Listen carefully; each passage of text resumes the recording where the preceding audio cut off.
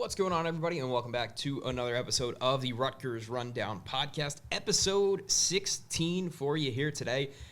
Nick Hart alongside my co-host Matthew Mangam. Got a lot of sports to talk about, as always. Rutgers men's soccer, Rutgers women's soccer, and Rutgers football. And Matt, we'll start off with a team that hasn't been doing great, Rutgers women's soccer, in the midst of a bit of a losing streak. 5 straight games that they have lost, obviously all in Big Ten play. Just hasn't been a cohesive team all year. 3-6-4 overall, 1 win, 6 losses, and a draw in conference play. It's been rough. Yeah, and in that 5-game losing streak, only scored in 2 of the games. So 3 of the games that were shut out. And not saying that the opponents they played haven't been, the easiest opponents would say, but they definitely were some games where they could have got better results on the road. I mean, even early in the year, they lost to Minnesota on the road. That should have been a better result. But, yeah, it has not been going great whatsoever. They only got 3 games left of the season, 2 of them at home. So you would think that, if you're able to salvage 3 wins in these last 3 games, you can maybe make the Big Ten tournament. But they sit second to last place in the Big Ten right now at 4 points. Oregon has 3. I think it's top 10 make the postseason tournament. So they would have to probably at least get 10 points to even be in the conversation, which they could do from the last 2 games. But going up against Ohio State, Michigan, and Maryland, you look at Ohio State, and they're towards the top. Michigan's kind of around Rutgers level towards the bottom, and then Maryland's also pretty low. But, yeah, it's going to be really tough. And, I mean, the problem is just the goal scoring. We talked about it all year. I feel like a broken record here. They don't have a true goal scorer. It's not even – they just can't rely on anybody to score goals. And the defense hasn't done a lot of favors either recently. They've been pretty poor recently. Yeah, and I think the crazier thing you look at is, not the greatest record, 3-1-3 at home. When you look at the away record, it has been bad. 0-5-1 on the road, have yet to come away with their first road victory, and very well could go the rest of the season without a road victory, with the only game on the road left this season being against Maryland. But you make a good point. I kind of feel like a broken record because we've really said, 3 names all year, and that's been Nata Ramirez, Ashley Barron, and then take your pick of the third. It's been the leading goal scorers. Nata Ramirez leads the team with 3 goals, Kennedy Cotter with 2, Ashley Barron with 2. And it's a tough way to it's tough to transition from the team that they had to the team that they have now. Yeah. Because you're going from a team that consisted of a lot of scorers, right? You had your main players, you had people that could step up in the big moments, and I agree, Matt. I feel like we are a broken record saying the same thing over and over, but it's true. This team has not really found its identity, especially on the offensive side. They really haven't found a true primary scorer, and with just 3 games left in the season, it's starting to look more and more like this year is kind of a lost year. Yeah, and I don't know what you do from here, because Nata Ramirez will graduate and you still have Ashley Barron and stuff like that, but I don't know if it's maybe a freshman will come in and be really good next year, or maybe it's in the transfer, because when you're at Riley Tiernan, from her freshman year, you could tell she was a special player. Had a fantastic freshman year, great accolades, and then she stayed with the program, stuck with the program, and succeeded every single year. But this year, you're looking around, and you're kind of like, who is anyone even going to take the next step next year? I don't really know. So I don't know what the future of this program is. There is some freshmen I think there's some talented players. But that's the thing is, where will the goals come from next year? Will they get good recruits? Will they get transfers? Because this team does need some work. Well, I think that's it's kind of a blessing and a curse when it comes to this day and age of college sports, right? Because you have the transfer portal. You can build a team essentially in an off season. I don't want to say recruiting is kind of out the window, but it seems like the bigger thing now is making a name for yourself in the transfer portal, making moves there, almost like a free agency in the offseason.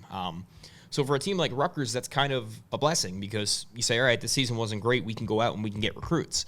The curse is for the teams that are good, that have played well this year, right? Because you might have a lot of talent on your team, and they might want to find another opportunity, whether they're getting more money in NIL, whether they think they'll have better opportunities, that team.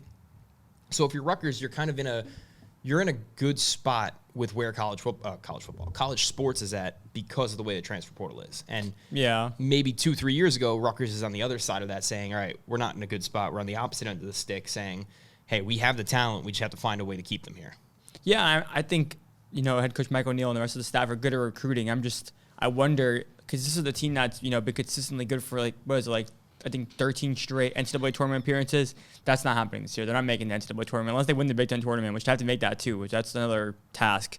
But I'm just worried about, I'm not even really worried. I just wonder if, recruits will want to come to Rutgers because I've seen how this year was a bad year, but it could just be a bump in the road. Programs go through tough years where they, have a down year. We'll see what happens with the future of this program. Yeah, without a doubt. And I mean, we would be remiss without talking about Rutgers men's soccer this year, right? Because this was supposed to be the program that was kind of in that, hey, we got to figure it out stage. We kind of have to rebuild stage. And it seems like they have done everything but that. This Rutgers men's soccer team has exceeded expectations. I know, Matt, you had covered them the past few years. Did you have any thought that this season could be a reality for this team last year? I mean, I was very happy with the transfers they brought in. They brought in goal scorers, proven goal scorers. I was just worried how they would transfer to the Big Ten because, Joshi Shelb, who has 7 goals, he's been fantastic, obviously. He came in from St. Francis, which is not a, Power 5 school. So I was curious how that would transfer over, and he's been great. And they also kept a lot of their guys, which is good because, some of these guys are talented. It just took a while to improve, but we're seeing the improvements now. So I thought they would be good, a decent team, but not ranked number 13 in the country, which they are now, by the way, number 13. Ranked number 13 in the country. That is fantastic. I'm curious how it stacks up in their previous rankings in your program history, but they got a big game tonight against number 15 Maryland. That ranking probably changed too because that rankings. Oh no, number 8 Maryland now in College Park. So that's going to be a huge showdown tonight. That's a big game. But Rutgers men's soccer on a 5-game undefeated streak, coming off a 4-2 win over Wisconsin. That was a fun game to cover or just be at. A little nervy at times. Rutgers went up 1-0, tied 1-1. Then they took the lead back 2-1 in the second half, and then scored a late goal to make it 4-2. But yeah, they're a good team. They're scoring goals and their defense has been great. But the biggest thing that I gotta mention is they're 6-0 at Yurcek Field this season. Yeah, I mean, something about playing at home has really helped it. I don't want to say helped this team, but it's been nice to play in front of the fans. They've, like you said, undefeated 6-0 at home, 2-2 away. But tonight is a big game. Maryland is a very good team. And listen, it doesn't get easier. After that, they have to go play another ranked team in Washington. And then they have to make the West Coast trip for a game against UCLA. So not an easy way to end the season, but realistically, Rutgers has set themselves up nicely. I don't know exactly where they are in the Big Ten standings. I would have to assume they're towards the top. I'm pretty only check. I think they're like second place. Yeah, so probably behind Maryland, right? Of all teams. I think Washington might be. I have to look. Really? Yeah, Washington has 12 points. Oh, Washington has 12. Maryland has 11. Rutgers and UCLA both have 10. So so they actually play. They play Maryland, who's second place, Washington, who's first place, and then UCLA, who's fourth in the next 3 games. So these are some big games. Yeah, very big games. And, it's good to have a great regular season, but I think what's even better for this Rutgers team is having these challenges at this point in the season, right? It's one thing to play them in the beginning of season and say, hey, we're a totally different team, say, on September 4th that we are now on October 4th, right? I think this team has come a long way. They've definitely grown, and I think the biggest part of this team, which we mentioned before, the women's team lacks, is goal scorers, right? Yoshi Shelb has 7 goals in the year. Dan Carson has 5 goals in the year. But then you have some guys who kind of go under the radar. I mean, you look at Cameron Boomsong, 3 goals, 2 assists. He's having himself a nice year.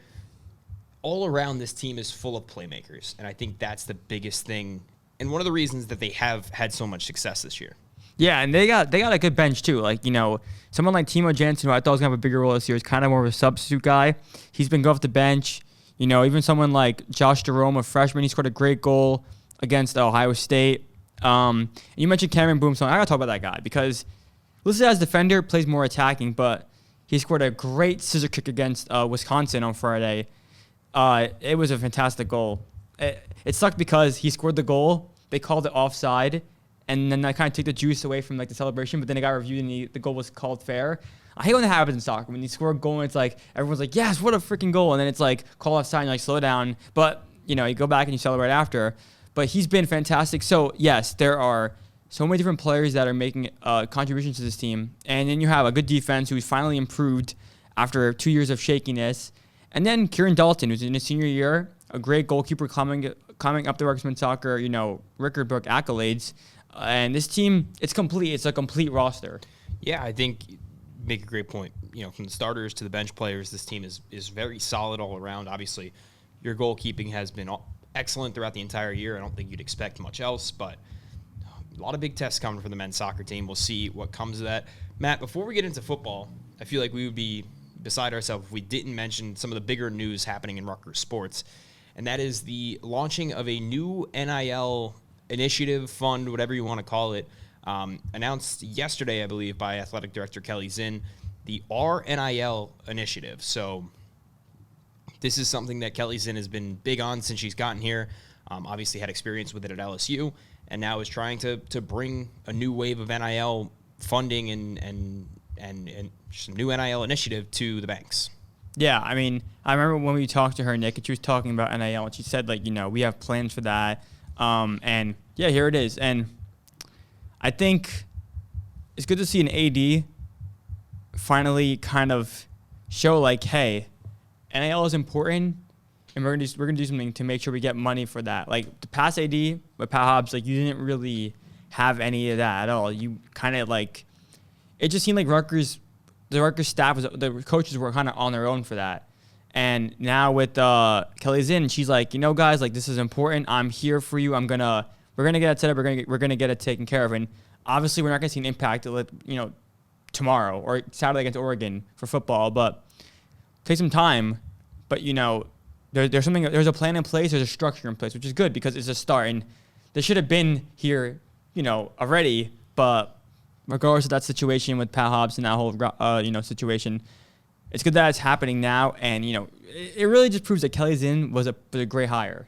Yeah, and it's definitely something that the school needs to focus on. Almost kind of, I don't know if I'd want to say ironic, but almost kind of full circle moment for Rutgers going up against Oregon this weekend, playing one of the schools that has the biggest, if not the biggest, NIL fund in all of college sports. Now Rutgers announcing their initiative to try to get into the NIL market, if you will. You hope for the best. You hope it works out because in today's day and age of college sports, you need to have good NIL. Mm-hmm. And Matt, NIL brings us right into our next topic, the Rutgers football team. For those of you that hadn't seen, head coach Greg Schiano was asked a little bit about the NIL and was very passionate, to say the least, about previous NIL initiatives. So I'm sure he'll be happy to see the new RNIL initiative take place. But let's talk about this team, Matt. I don't know what to make of it. I really don't. 0-3 in conference play, 3-3 on the year. The only 3 wins against 2 MAC schools and an FCS school. Every game this year. Let me give you a scenario, Matt. If I told you that Rutgers was either tied or led in every single game at halftime this year, what would you tell me their record was? Not 3-3. You would think, okay, maybe they dropped 1 or 2 games, but they're definitely not 3-3 yet. Now let me give you this stat. Keep in mind they've been tied or have been winning at halftime of every game this year, but they have scored 6 points in the third quarter against Big Ten opponents and 13 points combined in 5 games against FBS level opponents. What would you tell me their record is then? 3-3. There we go. Yeah. I again feel like a broken record. This team has played so well in the first half. And listen, credit to Washington. Washington was a very good football team. But I wasn't overly impressed with Washington. I didn't think Rutgers would get doubled up by Washington, lose by 19 points.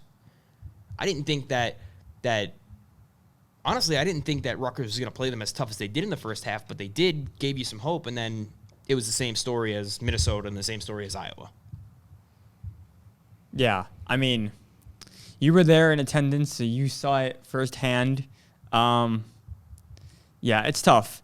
And I'm curious because they play Oregon Saturday. I want to hear your thoughts. Obviously, this game is going to be extremely hard. Oregon's one of the best teams in the country, like you said.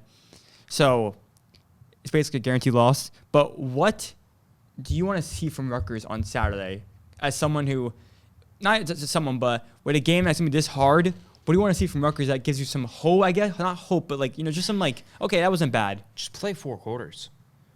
Be the same team from quarter 1 to quarter 4. That's all I ask. Whether it's the offense, whether it's the defense. And again, the defense, you hate to beat a dead horse, but it's the defense that's letting this team down. Yeah. Now, granted, you cannot overlook the fact that Rutgers was incredibly inefficient in the red zone. 5 red zone trips, they had 13 points. That can't happen. But you look at the box score, right? And you look at Athan, 31 of 50, 386 yards, 2 touchdowns. Not bad. Antoine Raymond, 15 attempts, 89 yards. Not bad. Ian Strong, 7 receptions, 124 yards. Antoine Raymond, 7 receptions, 89 yards. All not bad. But then you look at the other side, you look at Washington. Damon Williams threw the ball 27 times for 21 completions, 402 yards. 402 yards. And then to boot, they gave up 203 yards on the ground. Damon Williams ran for 146 yards and passed for 402 yards. He was accountable for 548 yards of total offense and 4 touchdowns. That can't happen. I'm sorry, that cannot happen. Yeah, he had all but 1 touchdown. It simply cannot happen. And again, Rutgers were they tied at the half? No, they were up by 3 at the half. Gave up a late field goal. That's a whole nother situation. But Rutgers led 13-10 in the second, going into the second half, then proceeded to put up 6 points the remainder of the game. While Washington scored 3 touchdowns in the third quarter. Something's got to change. You have to take a step back and look at this from the outside looking in and say, all right, what do we have to change? What has to look different? And I'll tell you what, I hate to say this, but Rutgers got very lucky this season. Because if Penn State was the Penn State that was the first team, the team they were in the beginning of the year, Rutgers' bowl eligibility is out the window right now. Now it's holding on by a thread, a thin thread, right? Because you're probably not going to beat Oregon. You have to beat Purdue. Illinois is a tough game. Maryland, you have to win too. Have to win Maryland, Maryland's a pretty solid team. Not going to beat Ohio State, and then you are going to play Penn State last game of the season, and a wounded Penn State team at that. Drew Aller out for the season, James Franklin gone, team essentially collapsing. If it wasn't for that, there would be no hope. I mean, I can't believe I'm saying that the prospect of Rutgers' 6th win comes down to beating a beat-up Penn State team. Never in a million years would I think any of those words would be in the same sentence. And it's still not a guarantee either. I know Penn State's wounded right now, but it's not even close to a guarantee. Yeah, no, Penn State's still going to be a good team. It doesn't matter if their QB's out, if they have a new head coach, they're still a better team than Rutgers on paper. And then this is what frustrates me, right?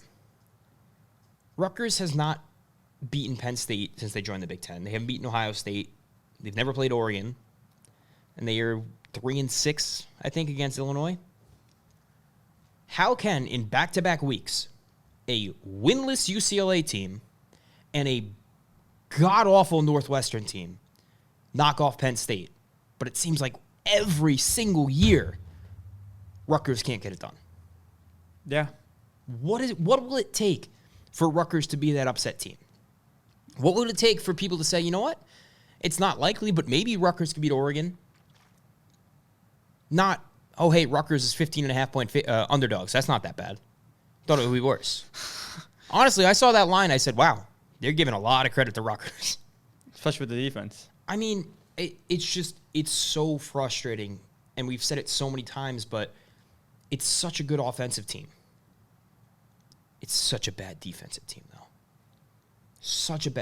This defense has not held a Big Ten opponent to under 30 points this year.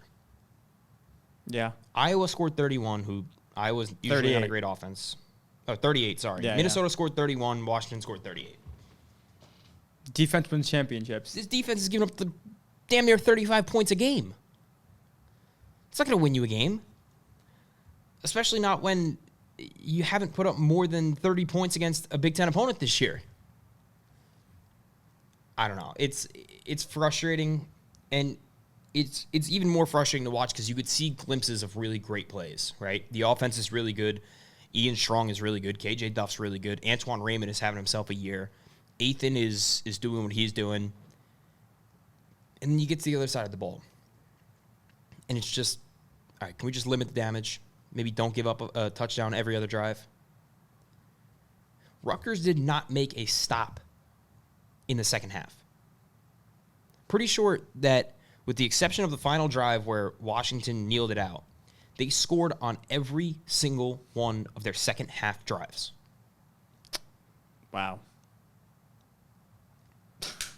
Well, here we go. I'll show. I have it right here. So, Washington, third quarter drive, touchdown. Washington, third quarter drive, touchdown. Washington, third quarter drive, touchdown. Washington, third quarter drive, touchdown. Yeah, I see that. Touchdown. Not only did they not stop them, Washington scored a touchdown on every one of them. Yeah. I mean, that can't happen. That can't happen. I'm sorry. But if you cannot stop a team, it can't happen. It cannot happen at a Big Ten level. I don't know where you go from here. Where do you go from here, honestly, Matt? Yeah, I don't know. There's so much talk about, fire Schiano, whatever, this, that. He's going to stay. I don't think he'll be going away. But, yeah, because after the season, which, granted, it wasn't the easiest schedules. Obviously, last year was a cupcake, but it's still a tough schedule. But this team is still good enough to make a bowl game and win some games. But right now, it's not even looking like that. It sucks because, like you mentioned, the best offense in a long time is being tainted by the worst defense that we've seen in a long time, too. And not a long time, but a worst defense. We're not sitting here just pulling that out of our you-know-what. Statistically speaking, this is one of the best offenses that Rutgers has seen in a long time. I mean, Ethan has been here for 2 years, and he's already, top 10 in passing yards, top 10 in this, top 10 in that. This is a school that has not consistently seen good offenses, right? I mean, think about the years prior to Ethan. You had Gavin Wimsett, who might have thrown for 1,000 yards in his career at Rutgers. Yeah. Then you had Noah Vedral. Like, you didn't have a bona fide quarterback. And then you get a solid quarterback, a true starting quarterback, and not to mention your offensive coordinator was with him in his first year at Minnesota. Yeah. So they had time together there. They've had time together here. And guess what? It's all finally falling into place.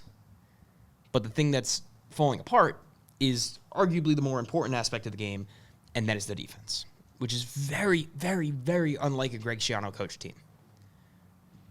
And you hate to say it, but if Harris Simiak never left, I think this would be a really good football team. And, by the way, UMass is 0-6. They're not doing good, though. They're the worst team in college football. Or one of the worst teams in college football. Should have stayed here, man. I mean, I get it. You want to get a head coaching job. That I don't blame him whatsoever. But I'm just saying, it would have been, this team could have been so different. Honestly, because I think the talent is there. I don't know about the secondary as much. I think the secondary is a little bit weaker. But it seems like there's talent on the defense. It's just something about it is bad. I don't know if it's the scheme, if it's play calling. Because it's not like Rutgers is just getting manhandled on defense. There's nobody near these guys, whether it's a run by a quarterback where he runs for 30, 40 yards, or a wide receiver wide open. I mean, it happened 2, 3, 4 times against Washington. Mm-hmm. Whether it's a guy falling down in man-to-man coverage, or a blown coverage, or not being able to keep contained. These are all problems we've seen since week 1. Yeah. You're now 7 weeks into the season. You've played 6 games. You've had your bye. How do you not figure those problems out is my question. And obviously, from a media perspective, we don't know if it's a schematic issue, if it's a skill issue, if it's a play calling issue. But you would think that as a Big Ten program, and as not even Big Ten, just a Division I football program with guys making millions of dollars as coaches, you would be able to sit there and figure out what the hell is going wrong with your defense. Am I wrong? Yeah, I mean, we haven't even got anything from Shauna where he really kind of gives us a reason. Maybe just the what has he just said? Like, they're not tackling well enough? I mean, what has he really said? The go-to is we're a work in progress. No, I mean for the defense. Yeah, well, he has said that too. Yeah, I don't know. Doesn't give you much faith, Rutgers fans, when there's not really much to work with from the coach. No. Yeah. Not at all. I mean, it's more so frustrating because this team has potential, and I think also coming off of 2 straight seasons of being in a bowl game, people had expectations for this team. And I think a lot of it also came from seeing the prospect of Ian Strong last year, seeing the prospect of KJ Duff last year, seeing the prospect of Antoine Raymond last year. I mean, granted, those guys weren't number 1 options. They weren't the lead guy. Because last year, you had Monangai in backfield. You had, oh my God, I'm blanking on his name. Dremel. Christian Dremel? No, that's not who I'm thinking of. It'll come to me. But you had guys in, in the wide receiver room who were kind of, I don't want to say a step up from the guys now, but they were the older guys. They were the leaders. But now it's Ian Strong's show. It's KJ Duff's show. And they're showing out. They're playing well. It's just being overshadowed by a lack of production and a lack of anything. Dymere Miller. Thank you. Came to me. But no, it's being heavily overshadowed by a defense that couldn't stop a nosebleed right now. Yeah. We kept always saying, will the defense be improved for this game? Will it be improved? We haven't seen it yet. I mean, season's already basically almost over. It's like, when is it going to happen, if anything? So, I don't know. They got to figure it out. And Shauna keeps saying we'll get there. But, where is there and when will that happen? I don't know. I'm also, it's very interesting in the running back room I think Antoine Raymond was the solidified number 1 running back throughout the year. Even before Campbell got hurt, yeah. I think they were 1A and 1B. Campbell going down does hurt, but Rutgers has a lot of guys who can carry the ball, and we haven't really seen that. Antoine Raymond leads the pack by a large margin, 560 yards on the ground. Jashawn Benjamin has been non-existent. Sam Brown is still... Who knows what's going on there, right? You don't know if he's healthy, if he's not playing, whatever it might be. But interested to see that Jashawn Benjamin hasn't had a bigger role. But, Antoine Raymond has been great. And, again, hasn't been the offense, which is not something that Rutgers fans are all too familiar with hearing. Usually they hear, the defense played well, but the offense put up 12 points, I mean, realistically, I want to look this up real quick. So this year so far, obviously, Athan has played majority of the quarterback besides Surace. The one blowout game that Surace got into. So let's see. Offense, passing. So far, Kaliak Menace has 1,785 yards, 11 touchdowns, 3 interceptions. Let's go back to 2023.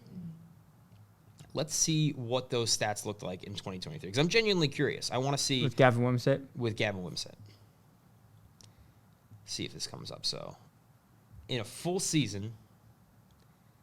oh my God, it was kind of actually close, but yeah.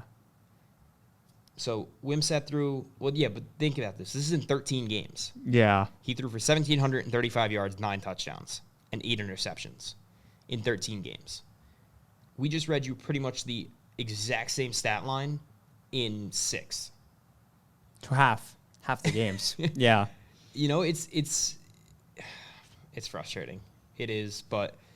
Still a lot of season left to go. Only halfway through the season. We say that, but then at the same time, you say, hey, Rutgers has to win 3 more games, and it's getting close, but, hey, you never know. Could come down to the last game of the season playing against Penn State, but you also got to beat the teams that you're supposed to beat, right? You got to beat Maryland, got to beat Purdue, and if you can pull off an upset, then guess what? Rutgers is going bowling, but at this time and at this juncture, I don't see it happening, but... I want to thank you guys so much for tuning in, as always, to the Rutgers Rundown podcast. You can find us online at thedailytargum.com. You can find us on YouTube at The Daily Targum, and, of course, on socials at the same. And, yeah, got some Rutgers sports coming up this weekend. Rutgers against Oregon. Rutgers men's soccer playing a big game. Rutgers women's soccer at Ursack Field. But Nick Hart, Matt Mangam, signing off for now for episode number 16 of the Rutgers Rundown podcast.